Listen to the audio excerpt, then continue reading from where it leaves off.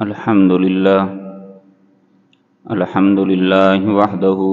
والصلاة والسلام على من لا نبي بعده ولا رسول بعده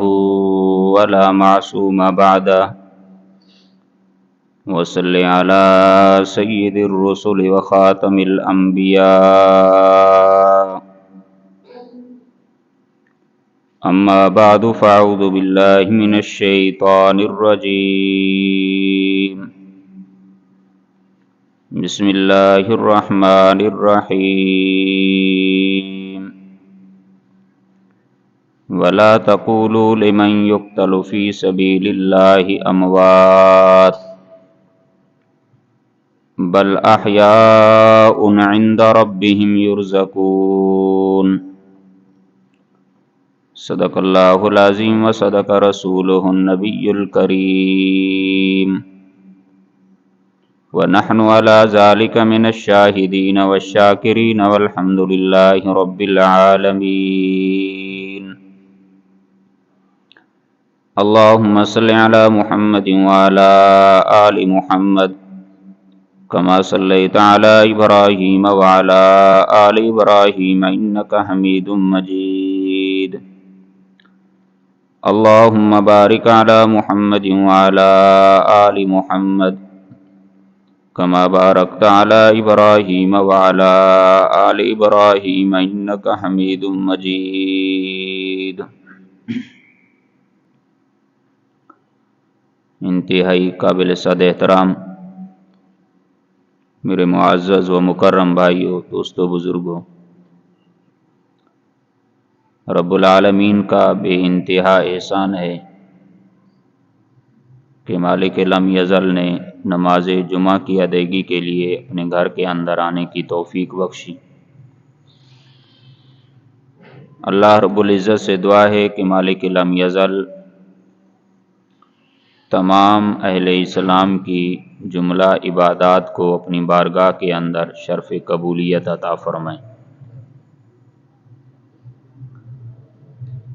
گزشتہ جمعہ پر آپ حضرات کے سامنے غزوہ احد کے اسباب اور اس کے متعلق کچھ ابتدائی باتیں عرض کی تھیں۔ آج بھی انشاءاللہ غزوہ احد کا کچھ حصہ آپ حضرات کے سامنے بیان ہوگا۔ اللہ رب العزت سے دعا ہے کہ اللہ تعالی حق اور سچ بیان کرنے کی توفیق نصیب فرمائے۔ گزشتہ جمعہ پر یہ بات آپ کے سامنے عرض کی تھی کہ مقام شیخین پر یہ وہ مقام تھا جہاں پر ایک اندھا بوڑھا یہودی اور ایک اندھی اور بوڑھی یہودیہ عورت رہا کرتے تھے، جن کی نسبت سے اس جگہ کا یہ نام تھا۔ یہاں پر اللہ کے نبی صلی اللہ علیہ وسلم نے قیام فرمایا۔ ایک تو کم سن صحابہ کرام رضوان اللہ علیہم اجمعین کو یہاں سے واپس کیا گیا، اور اسی مقام سے ہی منافقین کا سردار عبداللہ بن ابی اپنے ساتھ 300 آدمیوں کو لے کر دھوکہ دے کر یہاں سے واپس چلا گیا کہ نبی کریم صلی اللہ علیہ وسلم نے میری بات کیوں نہیں مانی اور نوجوانوں کی بات مان کر مدینہ سے باہر لڑنے کے لیے کیوں ہے۔ اب پیچھے مسلمانوں کی تعداد 700 بچ گئی، جن میں 100 زرہ پوش اور جن کے پاس صرف 2 گھوڑے تھے۔ ایک گھوڑا نبی کریم صلی اللہ علیہ وسلم کا تھا اور دوسرا گھوڑا حضرت ابو بردہ رضی اللہ تعالی عنہ کا تھا۔ اس کے علاوہ کوئی اور گھوڑے یا سواریاں نہیں تھی۔ مغرب بھی یہاں پر ادا کی عشاء بھی یہاں ادا کی گئی اور رات یہاں قیام رہا۔ صبح کی نماز سے پہلے ہی نبی کریم صلی اللہ علیہ وسلم اپنے صحابہ کو لے کر یہاں سے احد پہاڑ کی طرف روانہ ہوئے، اور احد کے قریب پہنچ کر صبح کی نماز ادا کی گئی۔ حضرت بلال رضی اللہ تعالیٰ عنہ نے اذان دی، نبی کریم صلی اللہ علیہ وسلم نے نماز پڑھی، اور نماز کے بعد اللہ کے نبی صلی اللہ علیہ وسلم نے صحابہ کو جہاد کی ترغیب دی، فضائل سنائے، اور جہاد کے اوپر جمع مردی کے ساتھ لڑنے کے لیے صحابہ کرام کو ترغیب دی گئی۔ اب آپ نے وہاں پر ترتیب یہ رکھی کہ پشت کی جانب احد پہاڑ اور مدینہ منورہ سامنے ہے، اور اسی احد پہاڑ کے دامن کے اندر ہی مشرکین مکہ کی جماعت بھی جن کی تعداد 3000 افراد تھی اور 700 زرہ پوش تھے، 200 گھوڑے اور 3000 اونٹ ان کے پاس تھے، اتنے بڑے جنگی ساز و سامان کے ساتھ اور اسباب کی حد تک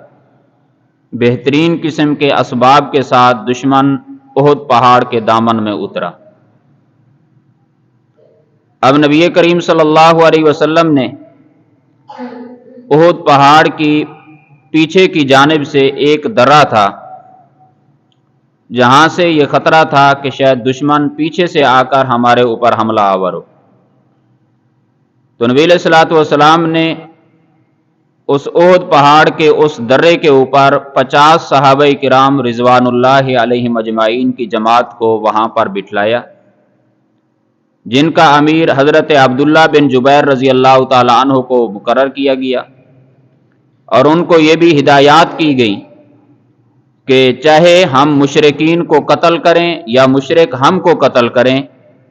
تم نے اس مقام کو، اس جگہ کو نہیں چھوڑنا۔ بعض روایات میں آتا ہے کہ چاہے ہم مال غنیمت جمع کرتے ہوئے ہمیں دیکھو، تب بھی تم نے اس جگہ کو نہیں چھوڑنا، ہمیں پرندے نوچ رہے ہوں تم نے نہیں چھوڑنا، تاکید کے ساتھ ان کو روکا گیا۔ اب یہ جب جانبین سے فریقین کی صفیں تیار ہو گئیں جنگ کے لیے، نبی کریم صلی اللہ علیہ وسلم نے ایک تلوار ہاتھ میں لی اور آپ نے صحابہ کو مخاطب کر کے فرمایا، من یأخذ ھذا السیف بحقہ، کون ہے جو اس تلوار کو اس کے حق کے ساتھ لے گا، یعنی جو مجھ سے یہ تلوار لے اور پھر اس تلوار کا حق بھی ادا کرے۔ خوش نصیب سعادت مند صحابہ کرام رضوان اللہ علیہم اجمعین نے اس سعادت کو حاصل کرنے کے لیے اپنے ہاتھ آگے بڑھائے۔ اللہ کے نبی صلی اللہ علیہ وسلم نے یہ تلوار دینے سے اپنا ہاتھ مبارک روکا۔ حضرت عمر رضی اللہ تعالی عنہ نے بھی تلوار مانگی، آپ نے نہیں دی۔ حضرت علی المرتضیٰ رضی اللہ تعالی عنہ نے بھی مانگی، آپ نے نہیں دی۔ آپ کے پھوپھی زاد حضرت زبیر رضی اللہ تعالی عنہ نے 3 دفعہ تلوار مانگی، لیکن نبی علیہ الصلوۃ والسلام نے دینے سے انکار کیا۔ مجمع کے پیچھے سے حضرت ابو دجانہ رضی اللہ تعالیٰ عنہ کھڑے ہوتے ہیں اور کھڑے ہو کر پوچھا، اللہ کے رسول اس تلوار کا حق کیا ہے؟ نبی علیہ الصلوۃ والسلام نے ایک روایت کے مطابق یہ فرمایا کہ اس تلوار کا حق یہ ہے کہ اس تلوار کے ساتھ اللہ کے دشمنوں کو تو مارے یہاں تک کہ یہ تلوار خم ہو جائے۔ ایک روایت میں یہ ہے کہ آپ نے فرمایا کہ اس تلوار کا حق یہ ہے کہ اس تلوار کو لے کر کبھی کسی مسلمان کو نہ مارنا، اور جب اس تلوار کے ساتھ دشمن کے مقابلے میں، کافر کے مقابلے میں جائے تو پھر کبھی پیٹھ نہیں پھیرنی۔ تو حضرت ابو دجانہ رضی اللہ تعالیٰ عنہ نے کہا، اللہ کے رسول میں اس تلوار کو اس کے حق کے ساتھ لیتا ہوں، اس تلوار کا میں حق ادا کروں گا۔ نبی علیہ الصلوۃ والسلام نے یہ تلوار حضرت ابو دجانہ رضی اللہ تعالیٰ عنہ کو دے دی۔ اب باقی صحابہ کرام کو نہ دینا اور حضرت ابو دجانہ رضی اللہ تعالیٰ عنہ کو دینا، اس سے معلوم ہوتا ہے کہ وحی کے ذریعے سے نبی علیہ الصلوۃ والسلام کو اللہ تعالیٰ نے یہ بتلا دیا تھا کہ سوائے حضرت ابو دجانہ کے کوئی اور اس تلوار کا حق ادا نہیں کر سکے گا۔ اس وجہ سے ہی اللہ کے نبی صلی اللہ علیہ وسلم نے یہ تلوار ان کو دی، اور حضرت ابو دجانہ رضی اللہ تعالیٰ عنہ انتہائی شجاع، بہادر اور نڈر قسم کے صحابی تھے، اور جب یہ میدان جنگ میں چلتے تھے تو اکڑ کے ساتھ اکڑ کر چلا کرتے تھے، دشمن کے اوپر روب پڑتا تھا، اور جس طرف جاتے تھے جو دشمن سامنے آتا اس کی لاش ہی نظر آتی تھی۔ ایسے جرأت مند اور شجاع اور بہادر قسم کے صحابی تھے حضرت ابو دجانہ رضی اللہ تعالیٰ عنہ، جن کا تذکرہ پھر آگے میں کرتا ہوں۔ تو تلوار اللہ کے نبی صلی اللہ علیہ وسلم نے حضرت ابو دجانہ کے حوالے کی۔ اب جانبین سے صفیں بن چکی ہیں، ایک طرف دشمن کی صفیں ہیں جن کی تعداد 3000 ہے، دوسری طرف مسلمانوں کی صفیں ہیں جن کی تعداد 700 ہے صرف۔ اب دشمن کی جانب سے، مشرکین مکہ کی جانب سے ایک آدمی سب سے پہلے جو مقابلے کے لیے میدان میں اترا، اس کا نام ہے ابو عامر۔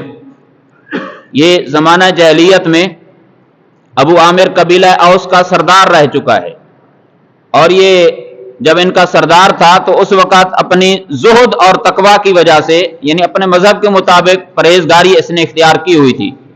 لوگ اس کو راہب کہا کرتے تھے۔ پھر بدقسمتی اس کی کہ جب اللہ کے نبی صلی اللہ علیہ وسلم مدینہ منورہ تشریف لائے اور اسلام کا نور مدینہ منورہ میں پھیلنے لگا، تو یہ مدینہ کو چھوڑ کر یہاں سے مکہ چلا گیا،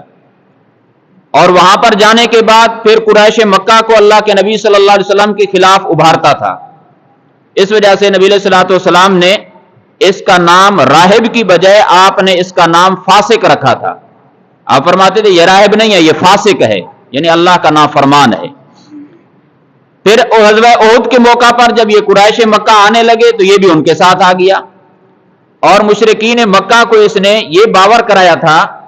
کہ اگر میں وہاں پر چلا گیا تو قبیلہ اوس کے لوگ جب مجھے میدان کے اندر اترتا ہوا دیکھیں گے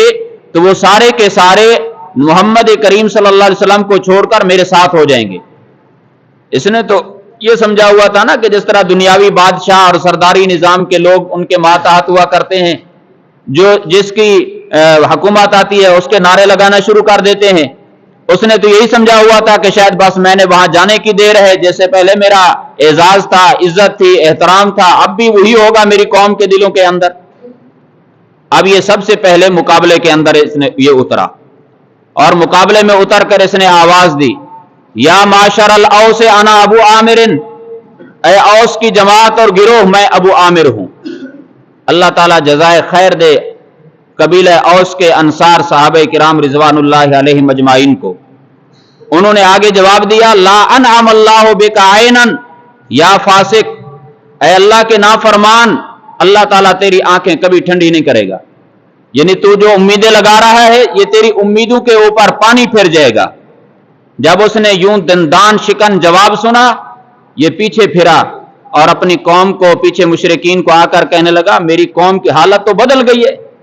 اب تو میری قوم پہلے والی نہیں رہی۔ اب اس نے تو پہلی قومیں دیکھی ہوئی تھی، اس کو تو پتہ نہیں تھا کہ جو محمد کریم صلی اللہ علیہ وسلم کی صحبت میں رہتا ہے، ایمان کی حالت کے اندر اب جان کے سودے ہوتے ہیں، یا پھر شہادت ہوا کرتی ہے، یا پھر آگے اسلام کے غلبے کا ذریعہ بنا کرتے ہیں۔ اب یہ پہلا مبارز اور پہلا مقابل جو میدان کے اندر اترا تھا، یہ یہاں سے بھاگا، یہ اس کے مقابلے کے اندر مسلمانوں کی طرف سے جب اتنی بات ہوئی، یہ بھاگ گیا پیچھے سے۔ دوسرا مقابل جو مشرکین مکہ کا علم بردار تھا، جس نے ان کا پرچم اپنے ہاتھ کے اندر تھاما ہوا تھا، جس کا نام طلحہ بن ابی طلحہ ہے، یہ میدان کے اندر اترا اور اس نے مسلمانوں کو مقابلے کے لیے بلاتے ہوئے چل رہا تھا اور کہہ رہا تھا کہ اے مسلمانوں، تمہارا گمان ہے کہ اللہ تعالی ہم کو تمہاری تلوار کے ذریعے سے جلدی جہنم میں پہنچاتا ہے، اور اللہ تعالیٰ تم کو ہماری تلوار کے ذریعے سے جلدی جنت میں پہنچاتا ہے، لہذا تم میں سے کوئی ایسا آدمی ہے جو میدان میں اترے اور اپنی تلوار کے ذریعے سے یا مجھے جلدی جہنم میں پہنچے یا میری تلوار کے ذریعے سے جلدی جنت میں پہنچے۔ اس انداز کے ساتھ مسلمانوں کو یوں للکار رہا تھا۔ اب اس کے مقابلے کے اندر حضرت علی المرتضی رضی اللہ تعالیٰ عنہ تلوار لے کر اترے، اور حضرت علی رضی اللہ تعالیٰ عنہ نے اس کے اوپر حملہ کیا اور اس کا پیر کاٹ دیا۔ جیسے ہی اس کا پاؤں کٹا اور یہ منہ کے بل جا کر نیچے گرتا ہے اور اس کے کپڑے اتر گئے اور یہ ننگی حالت کے اندر جا کر اوندا گرا۔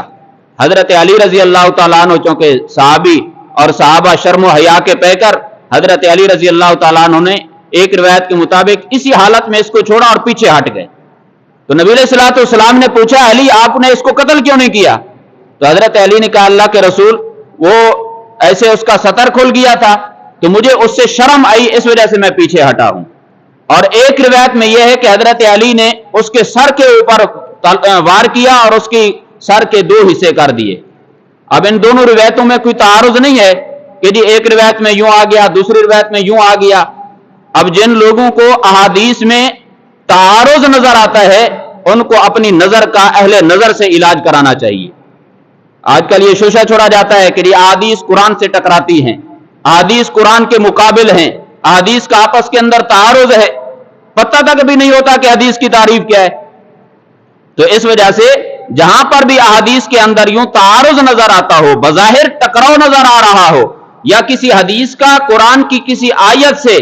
بظاہر آپ لوگوں کو یوں تعارض اور تکرار نظر آ رہا ہو، تو اپنی نظر کا، اپنے عقل کا عقل والوں سے علاج کرانا چاہیے، اہل علم سے پوچھنا چاہیے کہ تاکہ ہمیں یہ بات سمجھ آ جائے۔ یہ نہیں ہونا چاہیے کہ حدیث کا اس سرے سے انکار کر کے منکر حدیث کے اندر شامل ہو جائیں۔ تو اس کا محدثین نے یہ بات لکھی ہے کہ دونوں روایتوں کے اندر ممکن ہے کہ حضرت علی نے پہلی بار حملہ کیا، اس کا پاؤں کاٹ دیا، اور جب دوبارہ اس کے اوپر حضرت علی نے دوسرا وار کیا تو اس کے سر کے 2 ٹکڑے کر دیے۔ اس میں کون سے ایسی تعارض والی بات یا ایسے لڑائی جھگڑے والی بات ہے کہ جی اس ایک روایت میں یوں آ گیا، ایک روایت میں یوں آ گیا۔ اب یہ ان کا دوسرا مبارز اور مد مقابل جو آیا یہ حضرت علی رضی اللہ تعالیٰ عنہ کے ہاتھوں سے قتل ہوا، اور اسی طرح ان کا تیسرا مبارز عثمان بن ابی طلحہ آیا، اور اس کے مقابلے کے اندر حضرت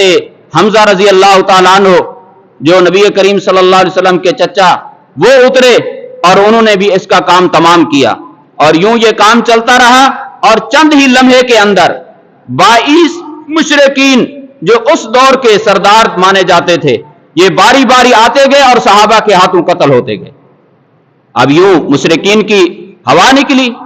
22 سردار ان کے مارے گئے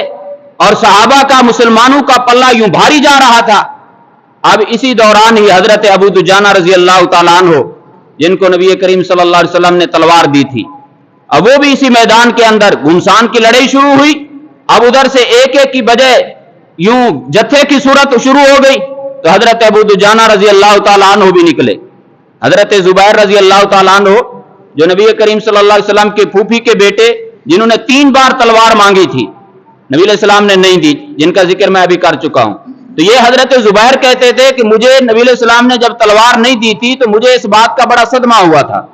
مجھے دلی طور پر صدمہ ہوا تھا کہ اللہ کے نبی نے مجھے تلوار کیوں نہیں دی، میں ان کا رشتہ دار ہوں، تو میں دیکھتا ہوں کہ ابو دجانہ کیسا تلوار کا حق ادا کرتا ہے۔ کہتے ہیں اس وقت سے میں ابو دجانہ کے ساتھ ہی لگ گیا، اور ایسا ساتھ لگا جس طرح انسان کا سایہ اس سے جدا نہیں ہوتا، ایسے میں اس سے جدا نہیں ہوتا تھا کہ میں دیکھوں گا کہ ابو دجانہ کیسے تلوار کا حق ادا کرتا ہے۔ کہتے ہیں کہ میں نے دیکھا کہ حضرت ابو دجانہ رضی اللہ تعالیٰ عنہ اٹھے اور ایک سرخ رنگ کی پٹی انہوں نے نکالی اور وہ اپنے سر پر باندھی۔ اس پٹی کے ایک جانب لکھا ہوا تھا نصر من اللہ و فتح قریب، اللہ کی مدد اور اللہ کی طرف سے فتح جو ہے قریب ہے۔ اب یہ میرے خیال میں ہمارے ہاں سیاسی باتیں تو نہیں ہوتی، لیکن ایک بات ذہن میں ہے، ابھی سیاست وہ الیکشن وغیرہ کا بھی اعلان ہو گیا تو آپ دیکھیں گے یہ جتنے بھی MNA MP حضرات کھڑے ہوں گے تو اپنے پینا فلیکس چھاپیں گے اور اوپر یہ آیت لکھیں گے نصر من اللہ و فتح قریب۔ اب وہ سمجھتے ہیں شاید یہ آیت کا نزول ہی ہمارے الیکشن اور ووٹوں کے لیے ہوا ہے، نعوذ باللہ من ذالک۔ اور اسی طرح یہ بعض عجیب لطائف ہوتے ہیں. اب سکول اور کالج کے باہر جائیں گے, وہاں پر احادیث لکھی ہوئی ہوں گی, تو سب سے پہلے قرآن کی آیتوں پر لکھی ہوگی اقرا بسم ربک الذی خلق, کہ اللہ کا نام لے کر پڑھیے جس نے پیدا کیا ہے. اب وہ سمجھتے ہیں شاید اللہ نے جو اس اقرا میں حکم دیا ہے وہ سکول اور کالج میں داخلہ لینے کا شاید حکم دیا ہے ہمیں, اور ساتھ حدیثیں بھی لکھ دیں گے کہ طلب العلم فریضۃ علی کل مسلم و مسلمۃ, کہ علم کا حاصل کرنا ہر مسلمان مرد و عورت کے اوپر فرض ہے. اب وہ یہ سمجھ رہے ہیں شاید اللہ کے نبی نے حکم دیا تھا کہ ہمارے سکول اور کالج میں آ کر تم نے داخلہ لینا ہے, یہ تمہارے اوپر فرض ہے.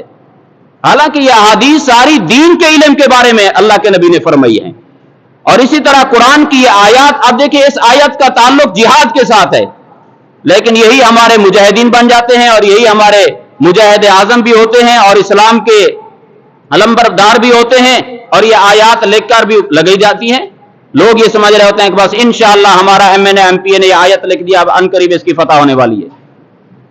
تو یہ ان آیات کا مفہوم اور مطلب ان کے اندر معنی کے طور پر تحریف کی جا رہی ہوتی ہے. یعنی اگر مطلب یہی لیا جا رہا ہے کہ یہ ووٹوں کے بارے کے اندر ہے نعوذ باللہ,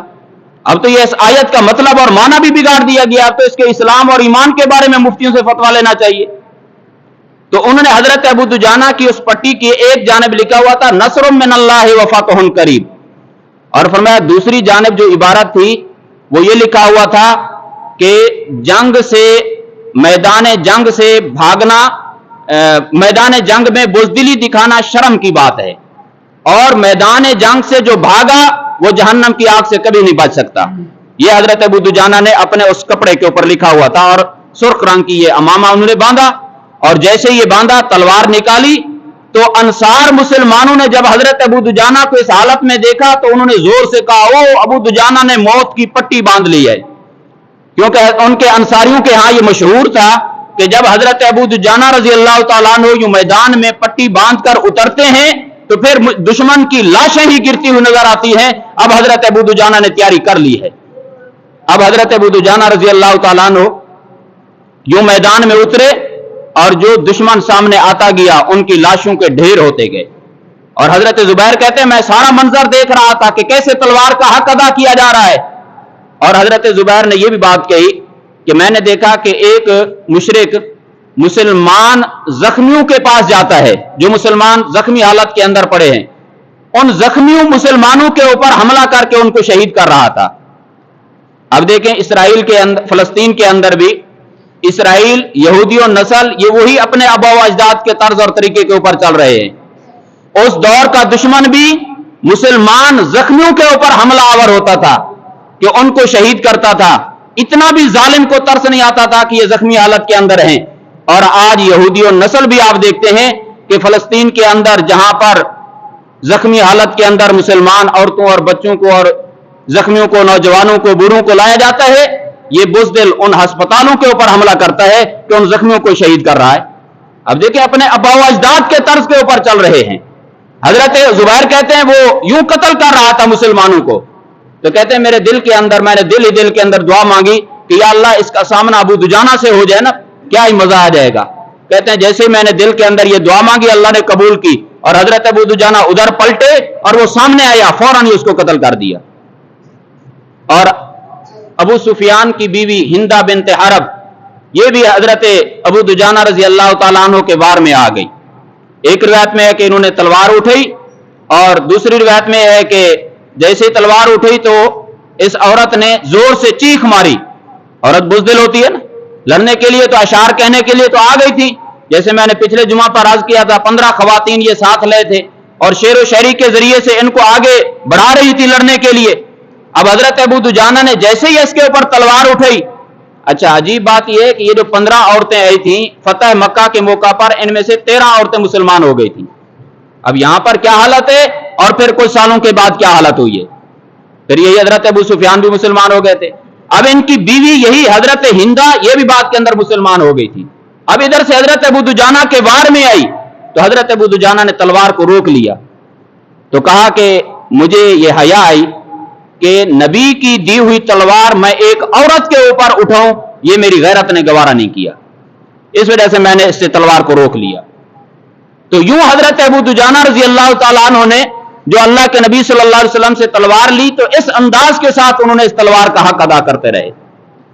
اور اسی غزوہ کے اندر نبی کریم صلی اللہ علیہ وسلم کے چچا، جن کو بعد کے اندر سید الشہداء کا لقب ملا، حضرت حمزہ رضی اللہ تعالیٰ عنہ، وہ بھی اسی موقع پر انہوں نے بھی جام شہادت نوش کی۔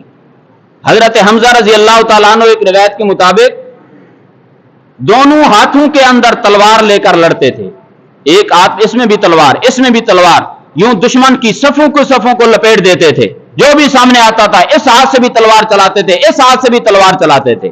تو حضرت حمزہ رضی اللہ تعالیٰ عنہ ایک مشرک میدان میں اترا، سبا بن عبد العزا یہ مشرک تھا، اور اس کی والدہ کا نام تھا ام انمار، اور اس کی والدہ مکہ کے اندر زمانہ جاہلیت میں عورتوں کے ختنے کیا کرتی تھی، زمانہ جاہلیت میں عورتوں کے ختنے کرتے تھے مکہ میں، یہ عورت کا کام یہی تھا۔ تو جیسے یہ میدان میں اترا سبا بن عبد العزا، تو اس نے مسلمانوں کو چیلنج کر رہا تھا، حل میں مبارز ہے کہ میرا مقابل؟ تو حضرت حمزہ رضی اللہ تعالیٰ عنہ نے تلوار اٹھائی اور اس کو للکارتے ہوئے کہا، او ختنہ کرنے والی عورت کے بیٹے، تو اللہ اور اللہ کے رسول کا مقابلہ کرے گا؟ اور جا کر فوراً ہی اس پر حملہ کیا اور ایک ہی وار کے ساتھ اس کا کام تمام کر دیا۔ اب اسی ہی دوران وحشی بن حرب، جو جبیر بن مطعم کا حبشی غلام تھا، اور یہ جبیر بن مطعم کا چچا طعیمہ بن عدی، یہ غزوہ بدر کے موقع پر حضرت حمزہ کے ہاتھوں قتل ہو گیا تھا۔ تو اس جبیر بن مطعم کو بڑا صدمہ تھا اپنے چچا کے قتل ہونے کا، اور اس نے اپنے اسی حبشی غلام وحشی کو کہا تھا کہ اگر تو حمزہ قتل کر دے گا تو میں تجھے آزاد کر دوں گا۔ تو جیسے یہ مشرکین آ رہے تھے تو یہ وحشی بھی ان کے ساتھ آ گیا لڑنے کے لیے۔ اب یہ وحشی بن حرب کہتے ہیں کہ میں ایک پتھر کے پیچھے سے چھپ کر بیٹھا ہوا تھا۔ اب جیسے ہی حضرت حمزہ رضی اللہ تعالیٰ عنہ نے اس سبا بن عبد العزا کو قتل کیا اور آگے چلے، تو میں نے اپنا تیر حضرت حمزہ رضی اللہ تعالیٰ عنہ کی ناف کے اندر یوں مارا، جیسے مارا تو حضرت حمزہ یوں مڑے میرے اوپر حملہ کرنے کے لیے، لیکن پھر چونکہ زخمی ہو چکے تھے تو لڑ کھڑا کر نیچے جیسے ہی گرے، دشمن نے حملہ کیا اور وہیں پر حضرت حمزہ رضی اللہ تعالیٰ عنہ شہید ہو گئے۔ پھر یہی وحشی بعد کے اندر فتح مکہ کے بعد جب طائف کا ایک وفد آیا اور انہی کے ساتھ اسلام قبول کرنے کے لیے نبی کریم صلی اللہ علیہ وسلم کی خدمت کے اندر حاضر ہوا، تو صحابہ نے جیسے واشی کو دیکھا تو نبی علیہ الصلوۃ والسلام سے کہنے لگے، اللہ کے رسول، یہ آپ کے چچا حضرت حمزہ کا قاتل وحشی آ گیا ہے۔ تو نبی علیہ الصلوۃ والسلام نے فرمایا اس کو چھوڑو، اور آپ نے کیا ہی پیارا جملہ فرمایا کہ ایک انسان کا مسلمان ہو جانا 1000 کافروں کے قتل سے مجھے زیادہ محبوب ہے۔ ایک انسان کا مسلمان ہو جانا، کلمہ پڑھ لینا، 1000 کافروں کے قتل سے زیادہ محبوب ہے۔ اور پھر آپ نے وحشی کو سامنے بٹھلایا اور وحشی کو کہا کہ میرے چچا کے قتل کا واقعہ بیان کرو، کیسے تو نے حملہ کیا؟ تو وحشی نے چونکہ ادھر سے حکم تھا تو تعمیل ارشاد کے اندر یوں لرزتے ہوئے مختصراً آپ کے سامنے کارگزاری یہ واقعہ رکھا، اور نبی علیہ الصلوۃ والسلام نے ان کو کلمہ پڑھایا اور فرمایا کہ اگر مناسب سمجھو تو جب میری مجلس میں آؤ تو میرے سامنے نہ بیٹھا کرو، کیونکہ جب آپ سامنے بیٹھیں گے مجھے چچا کا صدمہ ستائے گا، کیونکہ اب تو یہ صحابی بن گئے تھے، اب تو ذہنیت ہی تبدیل ہو چکی تھی، اب تو سوچ ہی تبدیل ہو چکی تھی، اب تو مقصد یہ نہیں تھا کہ اللہ کے نبی کو کسی طریقے سے ایذا دی جائے یا ستایا جائے، اب تو مقصد یہ بن گیا تھا کہ اللہ کے نبی کو کس طریقے سے راحت اور سکون پہنچایا جا سکتا ہے۔ اس وجہ سے کبھی سامنے نہیں آتے تھے، پیچھے سے بیٹھا کرتے تھے تاکہ اللہ کے نبی کو ایذا نہ ہو۔ وحشی کہتے ہیں میں نے یہ سوچ لیا، اب تو حضرت وحشی رضی اللہ تعالیٰ عنہ بن چکے، وہ کہتے ہیں میں نے یہ سوچا کہ میں اس کا بدلہ کسی طریقے سے چکاؤں۔ تو کہتے علماء نے لکھا ہے کہ پھر انہوں نے اسی تلوار کے ساتھ جس سے حضرت حمزہ کے اوپر حملہ کیا تھا، اسی تلوار کے ساتھ جب نبی علیہ الصلوۃ والسلام کے آخری ایام میں بعد کے اندر مسیلمہ کذاب نے جھوٹی نبوت کا دعویٰ کیا اور ختم نبوت کا انکار کیا، تو اسی مسیلمہ کذاب کو قتل کرنے والے یہی حضرت وحشی رضی اللہ تعالیٰ عنہ تھے، اور اسی تلوار کے ساتھ قتل کیا جیسے حضرت حمزہ کو شہید کیا تھا، اور اسی انداز سے قتل کیا جس انداز سے حضرت حمزہ کو اس نے ناف کے اوپر حملہ کیا تھا، تاکہ انہوں نے یہ کہا کہ میں نے ایک خیر الناس کے بدلے کے اندر شر الناس کو قتل کر دیا ہے، یعنی لوگوں میں سے بہترین آدمی حضرت حمزہ کے بدلے میں لوگوں میں سے بدترین آدمی مسیلمہ کذاب کو قتل کر کے اس کا بدلہ چکایا ہے۔ اور اسی موقع کے اوپر اسی غزوہ کے اندر ابو عامر جس کا تذکرہ میں ابھی پہلے کچھ دیر پہلے کر چکا ہوں، جو قبیلہ اوس کا سردار اور جس کو اللہ کے نبی نے فاسق کہا تھا، اب دیکھیں عجیب جنگ ہے. ادھر سے ابو عامر کفار کی طرف سے آیا ہوا ہے اور اسی ابو عامر کا بیٹا غسیل الملائکہ حضرت حنظلہ رضی اللہ تعالیٰ عنہ ہیں جو مسلمانوں کے ساتھ آئے ہوئے ہیں. ایک طرف سے باپ ہے، ایک طرف سے بیٹا ہے، اور ادھر سے اس حضرت حنظلہ کی بیوی جن کا نام حضرت جمیلہ رضی اللہ تعالیٰ عنہ ہے، اور یہ عبداللہ بن ابی رئیس المنافقین کی بہن ہے. اب بھائی منافق ہے اور منافقوں کا سردار ہے، اور ادھر سے حضرت جمیلہ رضی اللہ تعالیٰ عنہ ایسی بہن ہے، صحابیہ ہے. تو حضرت حنظلہ رضی اللہ تعالیٰ عنہ کی پہلی رات تھی شادی کی. ادھر سے غزوہ احد کا اعلان ہوا تو ان کی بیوی کہتے ہیں، بعض روایت میں تو یہ ہے کہ نبی علیہ السلام کے ساتھ آئے تھے اور راستے میں اجازت مانگ کر چلے گئے تھے کہ آپ رات یہاں پر ہیں، میں صبح صبح آ جاؤں گا. اور بعض روایت میں یہ ہے کہ وہ غسل جنابت ان پر فرض ہو چکا تھا اور ادھر سے اعلان ہوا تو انہوں نے اتنی دیر بھی نہ لگائی کہ میں غسل کر لوں، کہیں اللہ کے نبی صلی اللہ علیہ وسلم کے حکم کی تعمیل کے اندر دیر نہ ہو جائے. فوراً نکلے گئے. بہرحال جو بھی سبب بنا تو یہ جنگ کے اندر آ گئے اور حضرت حنظلہ رضی اللہ تعالیٰ عنہ کا مقابلہ ہوا ابو سفیان کے ساتھ. کہتے ہیں ابو سفیان گھوڑے کے اوپر تھا، حضرت حنظلہ رضی اللہ تعالیٰ عنہ پیدل تھے. حضرت حنظلہ نے حملہ کیا، ابو سفیان کو زخمی کیا اور ابو سفیان نیچے گرے گھوڑے سے. گھوڑا بھاگا تو حضرت حنظلہ کہتے ہیں میں نے ابو سفیان کو ذبح کرنا چاہا، جیسے ہی میں نے حملہ کا ارادہ کیا میرے پیچھے سے شداد بن اوس نے میرے اوپر حملہ کر کے ان کو شہید کر دیا. اب حضرت حنظلہ رضی اللہ تعالیٰ عنہ شہید ہوئے. اب انہی کو ہی غسیل الملائکہ کہا جاتا ہے. اب نبی علیہ الصلوۃ والسلام نے فرمایا تھا کہ جب یہ شہداء کی لاشیں اکٹھی کی گئی تو حضرت حنظلہ رضی اللہ تعالیٰ عنہ کی لاش نہیں پہلے مل رہی تھی، تو اللہ کے نبی نے فرمایا تھا کہ میں نے زمین اور آسمان کے درمیان میں دیکھا ہے کہ فرشتے چاندی کے برتنوں کے اندر پانی کے ساتھ حضرت حنظلہ کو غسل دے رہے ہیں. جب یہ وجہ ان کی بیوی کے سامنے رکھی گئی تو ان کی شہادت سے شہادت تو دن کو ہوئی ہے. اب یہ جو گزشتہ رات تھی، اس رات کے اندر ان کی بیوی نے ایک خواب بھی دیکھا تھا. خواب ان کی بیوی نے یہ دیکھا کہ آسمان کا ایک دروازہ کھلا ہے اور حضرت حنظلہ اس کے اندر داخل ہوئے ہیں، پھر دروازہ بند کر دیا گیا ہے. تو ان کی بیوی نے اس کی تعبیر یہ لی کہ اب میرے شوہر کی وفات ہوگی یا شہادت ہوگی، جو دروازہ بند کر دیا گیا اب یہ واپس نہیں آئیں گے. اس وجہ سے حضرت جمیلہ رضی اللہ تعالیٰ عنہ نے 4 عورتوں کو اس بات کے اوپر گواہ بنایا کہ چونکہ یہ ایک رات میرے ساتھ گزار چکے ہیں میرے شوہر، اور یوں میں نے خواب بھی دیکھا ہے کہ اب ان کی شہادت یقینی ہے. اب اگر حمل ٹھہر گیا اور بچہ ہو گیا تو بعد کے اندر لوگ تہمت لگیں گے، الزام بازی والا معاملہ ہوگا. تو اس وجہ سے انہوں نے 4 عورتوں کو گواہ بنایا کہ ان کے اوپر میرے اوپر غسل فرض ہو چکا تھا اور میرے شوہر کی شہادت یقینی ہے، لہذا تم اس بات کے اوپر گواہ بن جاؤ کہ کہیں اگر بچہ ہو جائے تو وہ ان کا ہی ہوگا. پھر اللہ تعالیٰ کی قدرت ہے، بچہ بھی ہو گیا. تو ان کا نام حضرت عبداللہ رکھا گیا، عبداللہ بن حنظلہ رضی اللہ تعالیٰ عنہ. اور پھر عبداللہ بن حنظلہ وہی ہے جو بعد کے اندر واقعہ ہرہ کے موقع پر جب یزید بن معاویہ سے خلافت کو اور حکومت کو ان سے چھینا گیا، لیا گیا، تو یہی عبداللہ بن حنظلہ کے حوالے کیا گیا معاملہ. تو یہ حضرت حضرت حنظلہ رضی اللہ تعالیٰ عنہ کے بیٹے ہیں. تو یوں حضرت حنظلہ رضی اللہ تعالیٰ عنہ بھی شہید ہوئے وہاں پر. اب اس انداز کے ساتھ جب لڑائی ہوئی تو کافروں کے اور دشمنوں کی وہاں سے پاؤں اکھڑ گئے ان کے، اور وہاں سے دشمن بھاگنے کے اوپر مجبور ہوا. ان کی عورتیں بھی چیخو پکار رہی تھی، اب کوئی پہاڑوں کے اندر بھاگ رہی ہیں، اب دشمن بھی وہاں سے بھاگ رہے اور مسلمان ادھر سے مال غنیمت بھی اکٹھے کرنا شروع ہوئے. پھر بعد کے اندر یکدم ہی یہ فتح شکست کے اندر بدلی اور یہ تھوڑا سا معاملہ ہوا. جن 50 حضرات کو نبی علیہ الصلوۃ والسلام نے اس پہاڑی کے پیچھے سے بٹھلایا تھا، ان سے کچھ غلطی ہوئی اور جس کا تذکرہ انشاءاللہ اور باقی صحابہ کرام کی پھر شہادتیں ان کا تذکرہ انشاءاللہ اگلے جمعہ پر ہوگا. اللہ تعالیٰ سے دعا ہے کہ اللہ تعالیٰ عمل کی توفیق نصیب فرمائے.